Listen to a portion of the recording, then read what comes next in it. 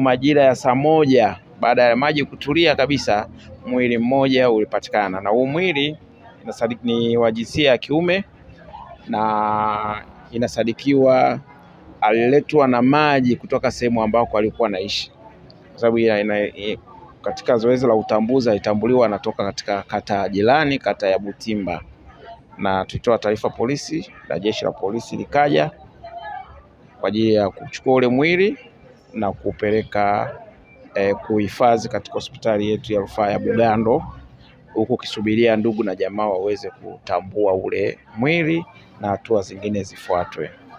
Kwa hiyo mbali na hiyo changamoto ya maji kujaa kwenye miji ya watu ambao wako ndani ya eneo langu hili la Mkuyuni, lakini wafanyabiashara wameathirika kiasi kubwa. Kama unavyoona vibanda hivi vyote walikuwa na bidhaa mazao, sababu hapa ni soko mchanganyiko ya bidhaa mchanganyiko. Wanaouza nyanya, vitunguu na kadhalika, lakini wapo wanaouza mazao ya kilimo kama mchele, nafaka zote kwa ujumla. Kwa hiyo zote zimeathirika.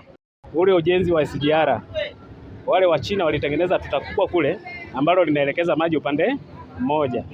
Sasa maji yakijikusanya huko mbali, yanakuja kwenye mkondo mmoja. Kwa hiyo yanakuja kwa kasi, yanakuja yanavamia hapa. Miundombinu iliyopo hapa inakuwa haina uwezo tena wa kuyamudu. Kwa hiyo vyovyote vile lazima yafanye nini? Yarudi huku sokoni. Ukiangalia barabara iko juu kuliko sisi. Ninachokiomba serikali tuone, itusaidie. Zaidi ni namna ambayo changamoto inaeleweka ni wapi inapojitokeza. Serikali kwani kutengeneza mitaro ya huko nyuma, sio mitaro ya hapa Mkuyuni. Tatizo alitokea hapa Mkuyuni. Mitaro ya Mkuyuni inawezekana kwa maji yangekuwa yanakuja machache, ingewezekana kupeleka pale darajani, lakini ni pale maji yanapokuja mengi, yakifika hapa nafasi inakuwa ni finyu zaidi.